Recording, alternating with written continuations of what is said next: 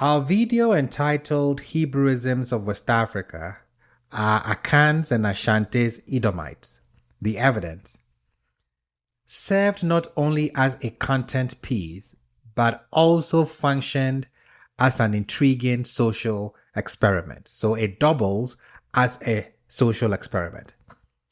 This dual purpose revealed significant insights into audience behavior and comprehension. Approximately 80% of viewers who watched the video and subsequently commented did so primarily out of emotional response, rather than a substantive understanding of the material presented. This phenomenon underscores a broader tendency for individuals to react viscerally to titles rather than engaging critically with the content. Upon encountering the title, many viewers were immediately provoked. The prevalent assumption was that the video posited that the Ashanti people are Edomites. Given the historically negative connotations associated with Edom, this led to defensive reactions from the audience. This experiment underscores the tendency of people to form opinions based solely on titles and their predisposed biases. Now, what was the methodology? The experiment involved presenting participants with the video title, Hebrewisms of West Africa, are Akans and Ashanti Edomites, and observing their immediate reactions and interpretations. The primary objective was to determine if viewers would jump to conclusions without watching the video or understanding its true intent. What were my findings? Initial reactions. Many participants assumed that the video claimed the Ashanti are descendants of Esau based on the title alone. One viewer appeared to have commented based solely on the title without having watched the video in its entirety. As he progressed through the video, he continued to post what he perceived as rebuttals. I engaged with him multiple times, urging him to remain objective and watch until the end before forming conclusions. This reaction highlights the influence of preconceived notions and the power of suggestive language in titles. Misinterpretation. A significant number of viewers failed to recognize that the video employed a previous author's methodology to demonstrate how one could reach a different conclusion.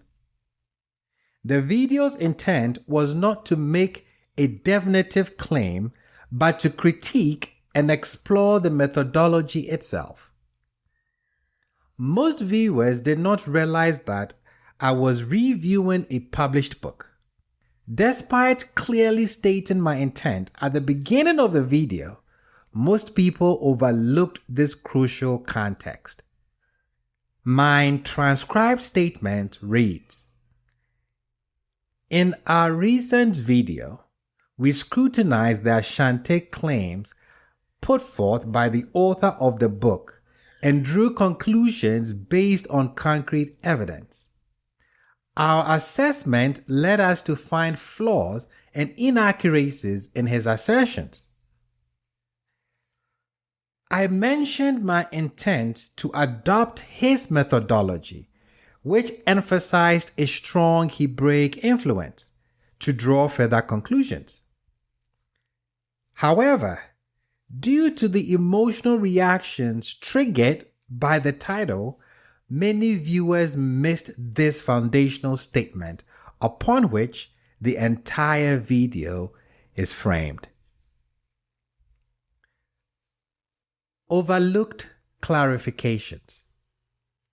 Despite explicit statements within the video clarifying that the conclusions were bogus, that is, my conclusions were bogus, many viewers missed that point entirely. In more than 2 instances, I explicitly mentioned that the methodology employed will not hold up in academic circles. That is, my methodology will not hold up in academic circles. The following are transcriptions of various statements I made demonstrating this assertion. Number 1, this is what I said. What approach do we adopt? We follow the same Hebraic-influenced methodology employed by the author of Hebrewisms of West Africa concerning the Ashanti claim. Number 2, this is what I also said. After reading my commentary on the book of Esther in reference to Haman, I stated, "Who cares, right? Why dwell on such details? Let's set aside rigorous critical scholarship and instead focus on the Edomite essence of the narrative." Number 3, I also said, while this content could potentially form the basis of an intriguing PhD dissertation manuscript entitled Edomisms of the Gold Coast, the credibility of my assertions may be subject to scrutiny. I am prepared to undertake the task of refuting the arguments I have just presented. Number 4, this is what I said. This methodology aligns with the approach we have exemplified in the book Hebrewisms of West Africa thus far, as per my review. However, it is important to recognize that innocent readers may interpret this information differently and construct elaborate theories around the notion that Ashantis are Edomites, despite the lack of substantial evidence supporting such claims. Number 5, this is what I stated. This is the kind of scholarship we fancy, even though it's not accurate. It sounds pretty good. Number 6, this is what I said. Everything that I have said is bogus. I will not dare write a paper or book claiming the Ashanti are Edomites and give such references. Despite these explicit statements within the video clarifying that the conclusions were unfounded, many viewers entirely missed this point. This indicates a lack of comprehensive engagement with the content and a tendency to form premature opinions. Now, this experiment reveals several important insights. Number 1, confirmation bias. Confirmation bias is a well-documented cognitive phenomenon where individuals favor information that confirms their pre-existing beliefs while disregarding evidence that contradicts them. This bias significantly impacts how viewers engage with content, particularly in the context of our social experiment involving this video. Many individuals hold deep-seated convictions about their identity, such as the belief that they are Hebrews or Israelites. These convictions often drive them to seek out materials that appear to affirm their beliefs. Consequently, they tend to attack, overlook, or dismiss any content that challenges or contradicts these notions. In our experiment, this tendency was evident. Viewers with pre-existing beliefs about their Hebrew or Israelite heritage gravitated toward the video title, which seemed to invalidate their identity, to attack it. However, their engagement was superficial. They often commented based solely on the title, without watching the full video or considering the nuances and critical assessments presented. This selective engagement demonstrates how confirmation bias can lead to a skewed perception of information. Number 2, superficial engagement. There is a prevalent issue of superficial engagement with content where titles and brief overviews are mistaken for comprehensive understanding.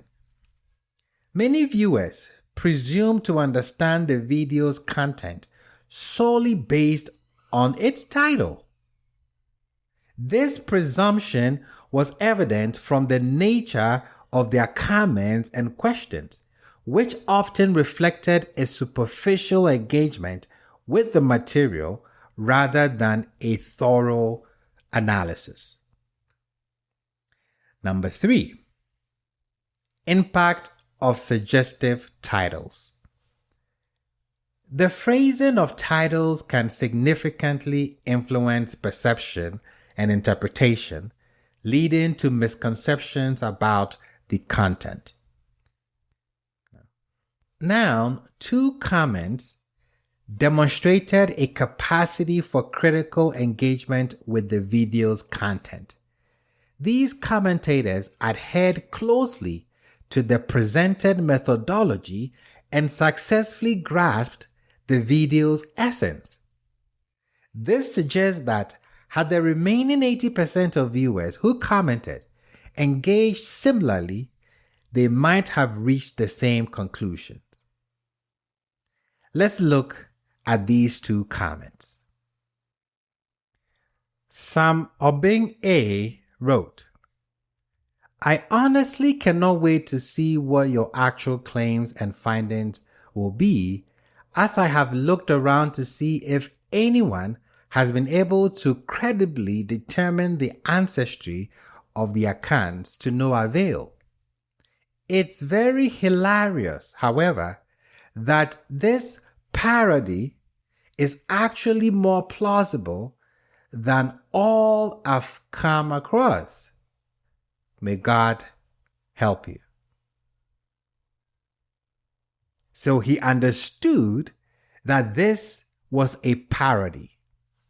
For those who don't know what a parody is, a parody is an imitation of the style of a particular writer, artist, or genre with deliberate exaggeration for comic effect.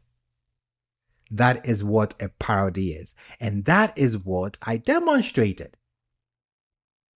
So Mr. Sam Obing A followed my methodology, listened attentively to my beginning statements, and then he followed suit. That is why he was able to determine that this was a parody. It was an imitation of the style of a particular writer, in this case, Hebrewisms of West Africa, the author, with deliberate exaggerations for comic effect. So Mr. Sam Obing A is one of the 2 people who actually captured the essence of what I presented. And then we have Ellie 573. She writes, "Oh my goodness." Laughing emojis. Do people really understand what Akwetey has just put forth in this video? I too was getting upset a bit and completely in disbelief that Akwetey was using this methodology to substantiate his claims. However, getting to the end, I just burst out laughing. Well played, Akwetey. Well played. Unless you can tell me otherwise, what I got from this video is Akwetey dismantling inaccurate methodologies, and it's brilliant, filled with satire and sarcasm. And she goes to say, on a serious note though, some of these statements you put out, you might have to dispel or give a more scholarly, competent narrative, or this thing can take wings and take off. You know how our community still lacks proper scholarship. So this commentator, this viewer, was able to follow the methodology carefully, even though she was getting upset because she did not appreciate the methodology. But then as she kept listening, she got what game I was playing. And she hit the nail right on the head. She said, what I got from this video is Akwetey dismantling inaccurate methodologies. And that is what I was doing, filled with sarcasm. So this social experiment underscores the importance of critical thinking and thorough engagement with content. It also highlights the need for content creators like myself to be mindful of how titles can shape perceptions and potentially lead to widespread misinterpretation. Moving forward, fostering an environment that encourages deeper exploration and understanding of material is essence to combating the pitfalls of hasty conclusions and confirmation bias.